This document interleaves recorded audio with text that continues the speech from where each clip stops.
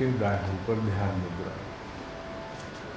ओम भूर्भुवः स्वाहा तत्सवितुर्वरेण्यं भर्गो देवस्य धीमहि धियो यो नः प्रचोदयात्। ओम भूर्भुवः स्वाहा तत्सवितुर्वरेण्यं भर्गो देवस्य धीमहि धियो यो नः प्रचोदयात्। ओम भूर्भुवः स्वाहा तत्सवितुर्वरेण्यं भर्गो देवस्य धीमहि धियो यो नः प्रचोदयात्।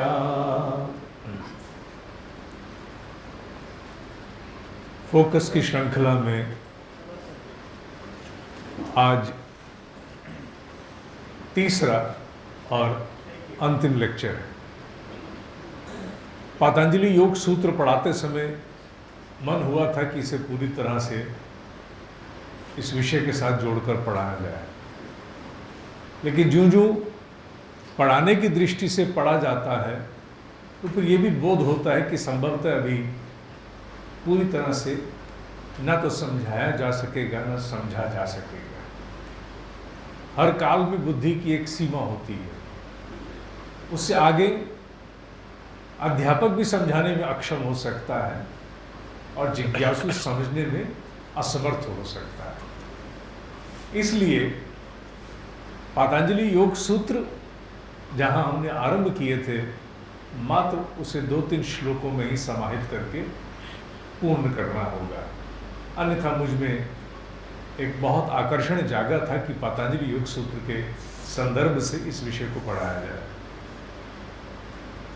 एक बार पुनः याद करते हैं कि फोकस ऑफ अटेंशन अर्थात मनुष्य को एकाग्र होने की आवश्यकता क्या है।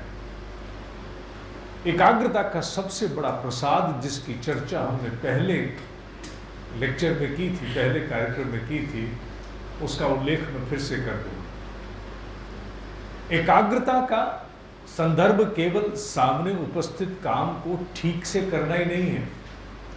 जो सामने का काम है, अगर 100% ध्यान उसमें है तो वो काम ठीक से होगा, ये तो बात ठीक है। लेकिन इस विषय की गंभीरता मात्र इतने छोटे कारण से नहीं है।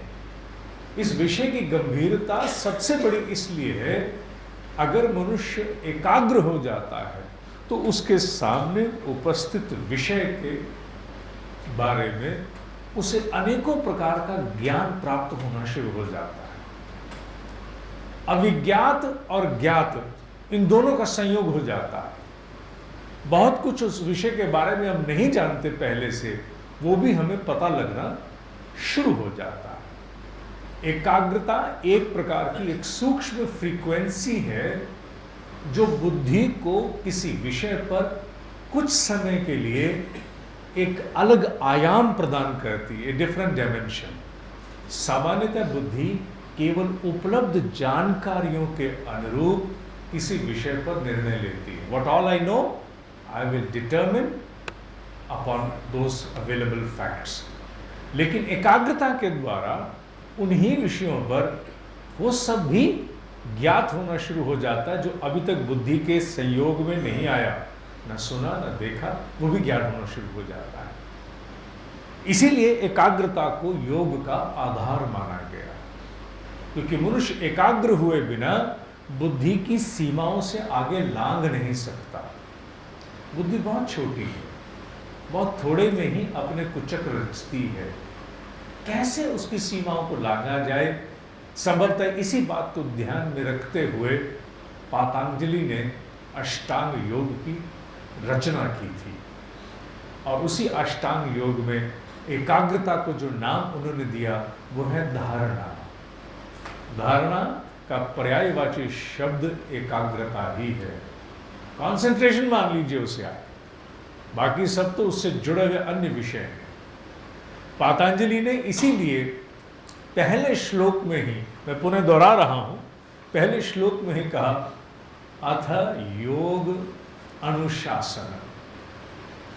एक एक शब्द पतंजलि का पूरे वाङ्मय का एक ट्वीट है।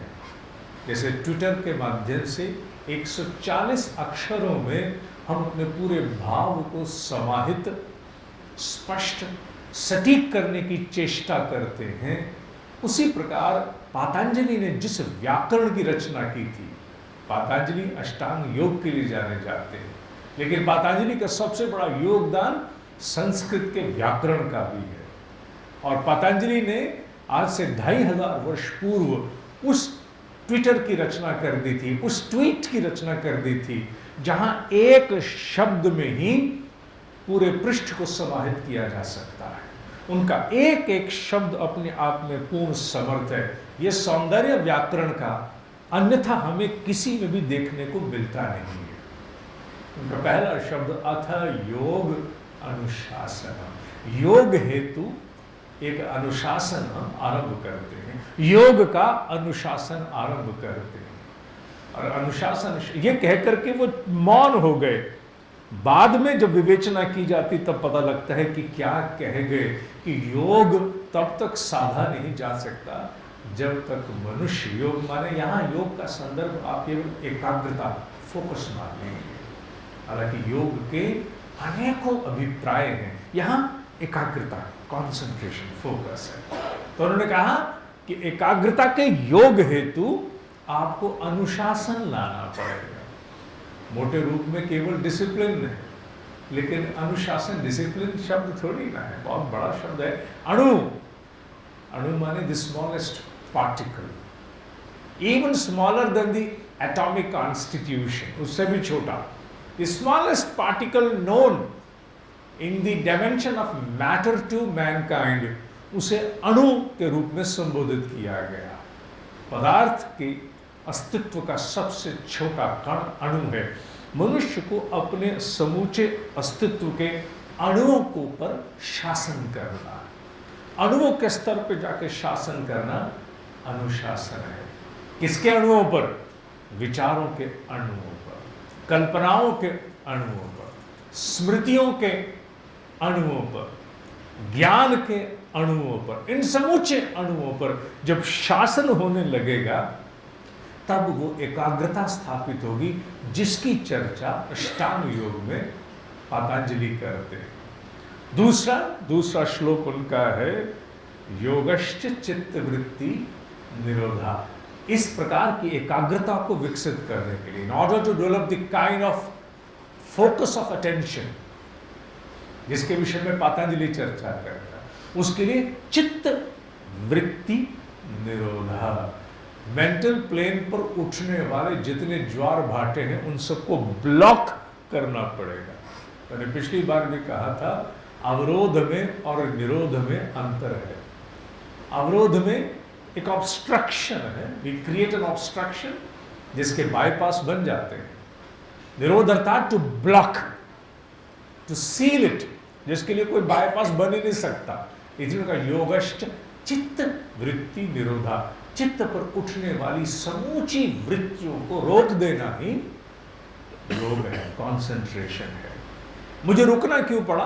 पतंजलि पढ़ाने से इसलिए रुकना पड़ा क्योंकि इसके आगे जो पतंजलि पढ़ा रहा है उसे पढ़ा पाने में मैं भी अक्षम हूं और समझ पाने में आप भी अक्षम हूं, क्योंकि उन्होंने 5 प्रकार की वृत्तियों के बारे में कहा है कि what are the kind of ripples that generate on the mental plane और on the surface of the consciousness. वो 5 कौन से हैं?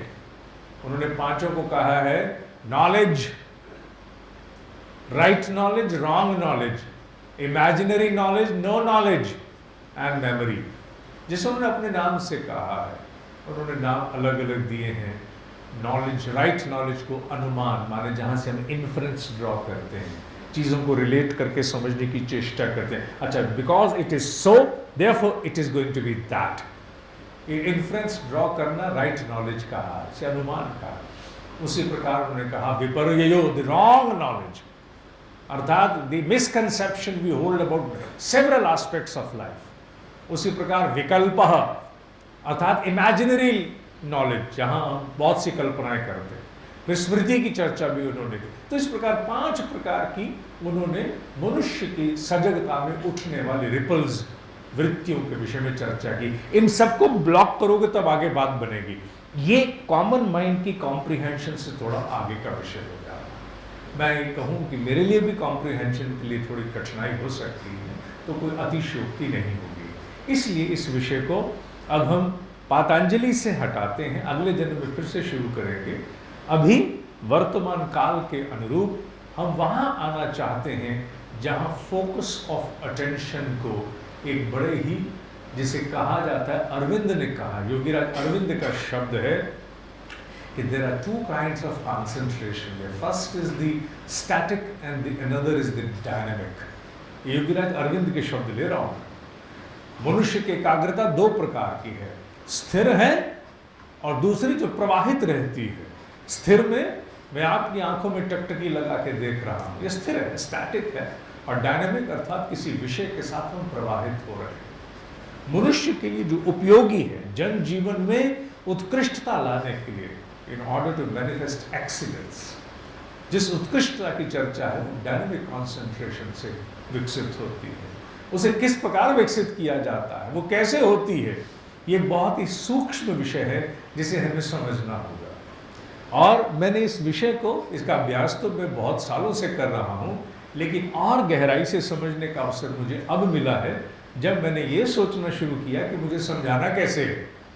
जब आप पढ़ाने की सोचते हो तो आपका पढ़ा गया ज्ञान बहुत बड़ी गहराई को प्राप्त हो जाता है। एक अध्यापक जब तक अध्यापक के रूप में नहीं पढ़ता, वो एक सीमित पक्ष को ही ज्ञान के जानता है। जैसे ही वो पढ़ाने की दृष्टि से सोचता है तो वो ज्ञान के अनेकों अंश में पक्ष भी प्राप्त कर जाता है।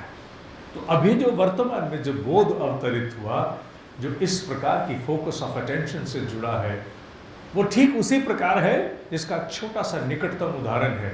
हम बचपन से देखते आ रहे हैं, अखबारों में, मैगजीन में चित्र छपते थे। एक सी फोटो 2 फोटो साथ साथ छपी होती थी और नीचे लिखा होता था, इन दोनों फोटो में से, पिक्चर में से भेद ढूंढिए।